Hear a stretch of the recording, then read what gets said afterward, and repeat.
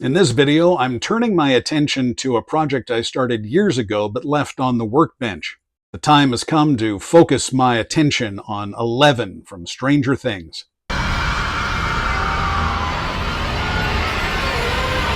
So let's put our minds to this project and crush this.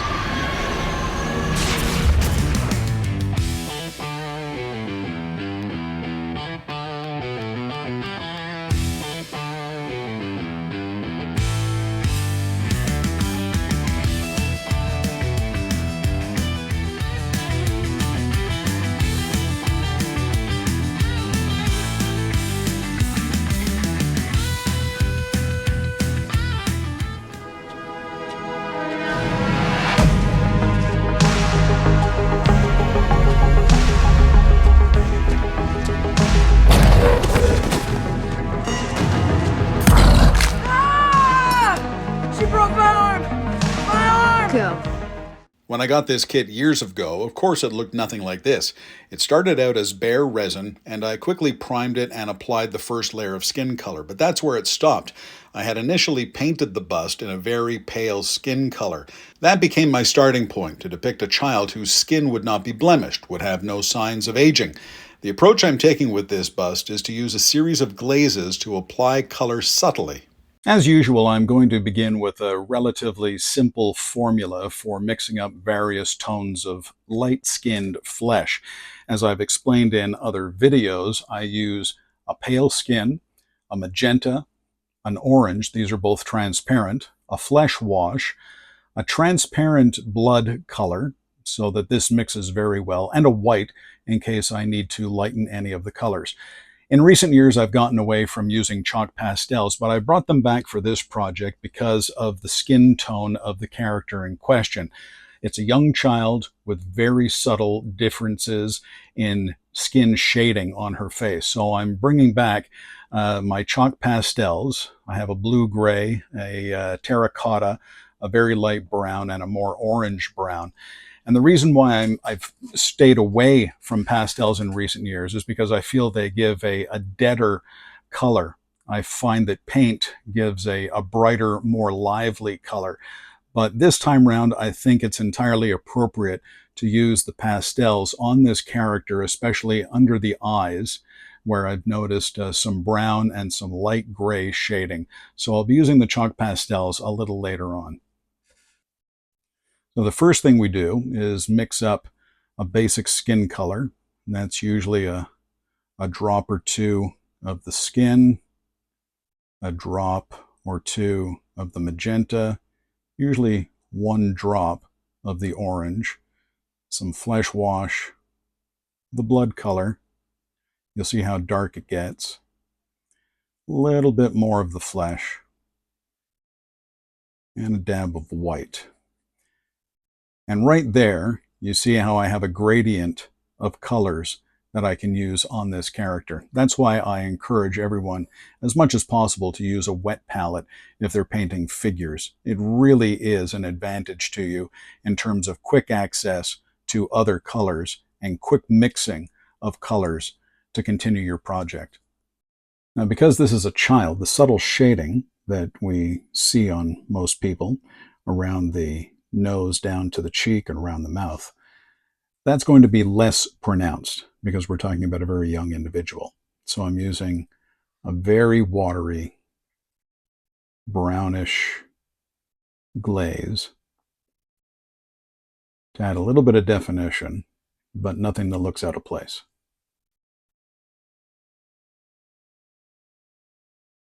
With some of the basic skin highlights now done, a little bit of redness around the chin, the cheeks, the forehead, the nose, the ears, I'm going to start shading for the eyes. And as I mentioned earlier, in recent years I've gotten away from pastels, but for this one I think it's entirely appropriate.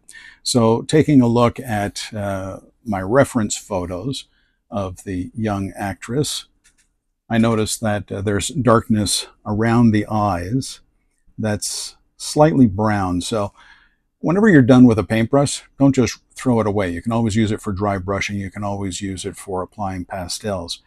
The pastel powder that I'm using, these are chalk pastels pre-ground. I do have sticks that I sometimes grind on sandpaper and then apply with a paintbrush, but these are already pre-ground. These are pan pastels. I'm just going to knock off most of the pastel from the brush and go into the eye.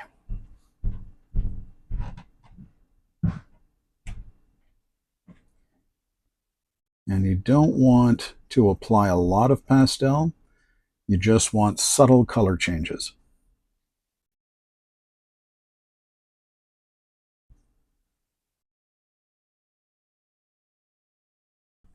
She has redness under her eye in the reference photos that I looked at. So I'm going to apply this reddish brown color, orangey brown color.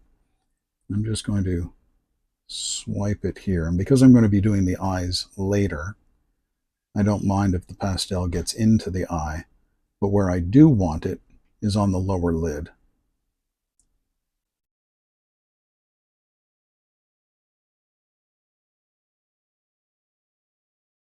The character does have an intense stare, and this really accents it. And I can do some pre-shading in the eyebrows. The character's hair is brown, so I can do a little bit of pre-shading in the eyebrows. And then when I paint in the eyebrows, I'll already have shadow there.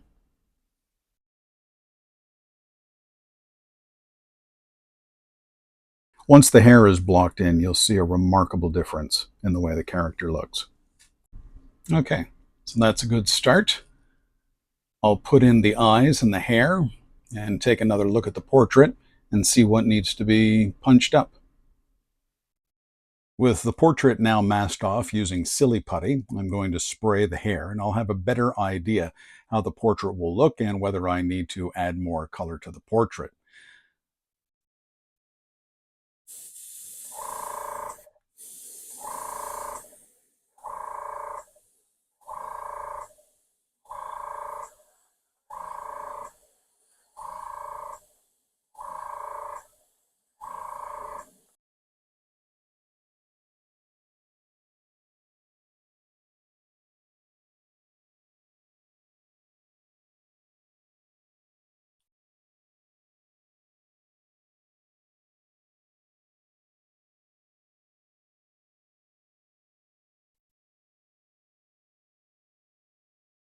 So the portrait looks a little pale to me. I'll be finishing off the portrait with some darker tones, and then I'll go back to the hair and have another assessment of whether the portrait needs to be touched up again. So after having assessed the portrait, I decided to add a little bit more color. I used a darker tone of the basic skin color, and then I added a little bit more red to that around the cheeks, the forehead, and the chin, just to give a little bit more life. As I've mentioned in some of the other videos, if you take a look at people's faces, you'll notice that especially with light-skinned individuals, you will find a collection of blood, which makes the skin darker or redder around the cheeks, the chin, tip of the nose, the ears, lobes, and the top of the ears, as well as on the forehead. Now, obviously, when I continue with the portrait, I'll be using more of the paints from the wet palette to add color and to lighten in other areas. But this is the basic tone now for the skin on the face, and it's been sealed. With the basic skin color now enhanced, I'm going to boost the color a little bit in the cheeks, the chin, the nose, and the forehead, but not too much because I already have a nice variation in the color. And I don't want to overdo it because, again, we're talking about a young child, an actor who was just 12 years old at the time she played this part.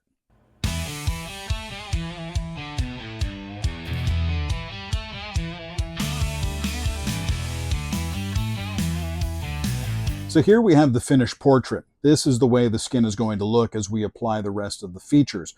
We're going to be doing the eyes next and then the clothing. For the eyes, I like to use an off-white. This is a creamy white that I like to use for the sclera. The character has brown eyes, and so I've chosen various shades of brown for the iris. I have a dark, a mid, and a light tone of brown, And when you're doing eyes, take a look at reference photos. You'll notice that there is a darker rim at the outer edge of the iris. So I'm going to be using a watered down version of the darkest brown to paint that outer rim. I'm actually going to fill in the entire iris with it. And then I'll be using a lighter color for the main portion of the iris. It's helpful to turn the bust in a variety of different directions so that you see all parts of the sculpt and you're able to paint all parts. In this case, the eyes were sculpted in, but in many cases, the eyes are not sculpted in. And so turning the bust or the figure around helps you maintain the proper positioning of the eyes so that your character doesn't look cross-eyed.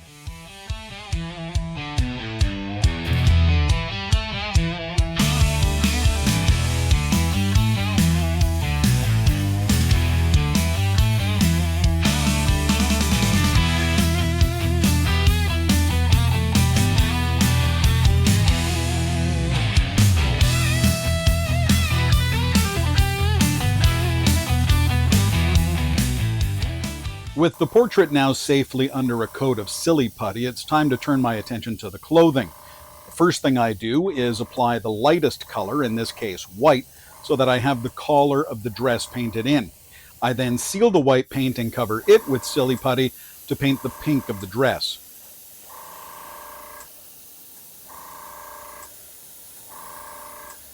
Off camera, I painted in the colors for the jacket using a dark blue and a mid-tone blue and some white.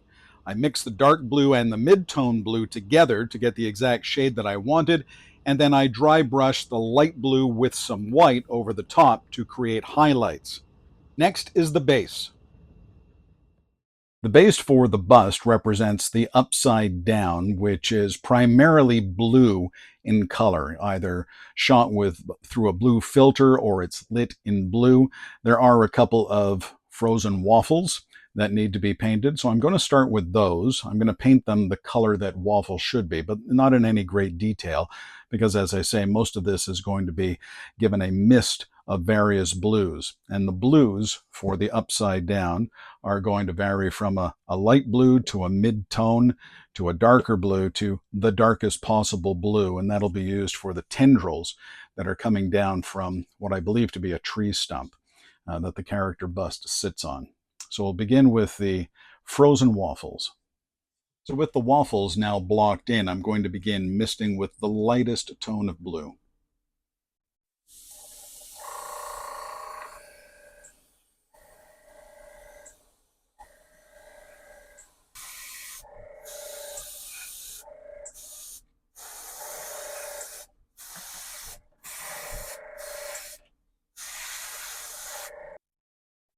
And now the second darkest blue. I'll concentrate on the recessed areas and on the tendrils.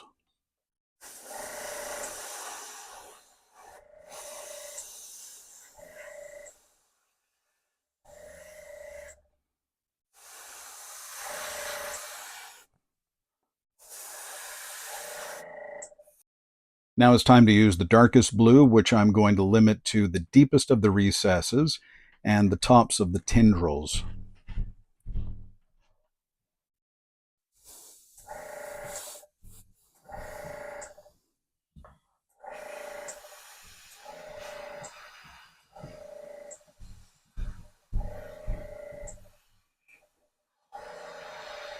Now this reads as black, but it's not. It's a very dark blue. Black would have sucked some of the life out of this, while blue still keeps it lively.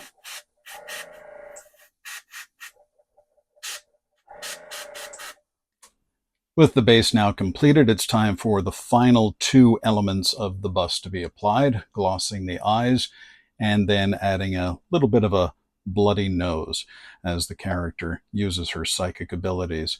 I like to use for blood something from Green Stuff World called True Blood. It's very vibrant.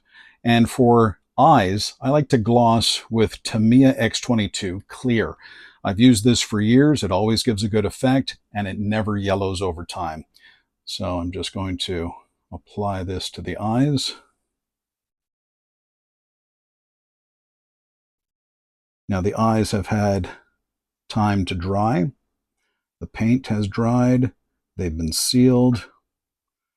So I'm not concerned about any of this clear causing the paint to run, which can happen if you apply it too early. So give your work time to dry before you apply the clear. And there you have it, 11 from Stranger Things. This bust sat on my workbench for far too long, and I'm glad I was finally inspired to complete it. I hope you enjoyed the video and maybe picked up a tip or two along the way. Thanks for watching, and I'll see you in the next video.